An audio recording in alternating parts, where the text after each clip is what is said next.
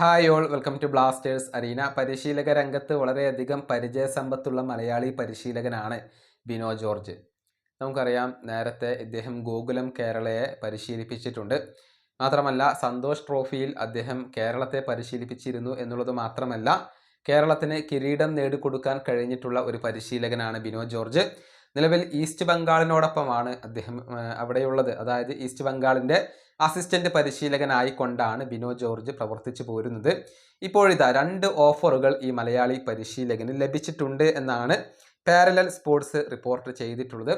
ISL ക്ലബ്ബായ Chennaiyin FC ഇപ്പോൾ ബിനോ ജോർജിന് ഒരു ഓഫർ നൽകിയിട്ടുണ്ട്. അതായത് അവരുടെ ഇന്ത്യൻ അസിസ്റ്റന്റ് പരിശീലകന്റെ റോളിലേക്കാണ് ബിനോ ജോർജിനെ അവർ ക്ഷണിച്ചിട്ടുള്ളത്.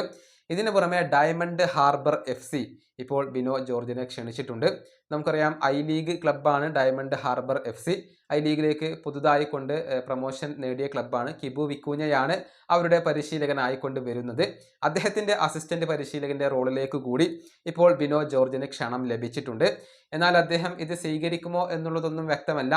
ഈസ്റ്റ് ബംഗാളിനോടൊപ്പം അദ്ദേഹം തുടരാനുള്ള ഒരു സാധ്യത അവിടെയുണ്ട്. നമുക്കറിയാം, ഒരുപാട് മലയാളി താരങ്ങളെ ഈസ്റ്റ് ബംഗാളിലേക്ക് കൊണ്ടുവന്നിട്ടുള്ള ഒരു പരിശീലകൻ കൂടിയാണ് ബിനോ ജോർജ്. അദ്ദേഹം അവിടെ ഉള്ളത് കൊണ്ട് തന്നെ തീർച്ചയായും മലയാളി താരങ്ങൾക്ക് വളരെയധികം ഉപകാരപ്രദമായ കാര്യങ്ങൾ നടക്കുന്നുണ്ട്. ഏതായാലും ബിനോ ജോർജിന് ഇപ്പോൾ ആവശ്യക്കാർ ഏറെയാണ്. ഇനി അദ്ദേഹമാണ് ഇക്കാര്യങ്ങളിലൊക്കെ ഒരു തീരുമാനങ്ങൾ എടുക്കേണ്ടത്. ഈ വീഡിയോ അവസാനിപ്പിക്കുന്നു. അടുത്തൊരു വീണ്ടും കാണാം.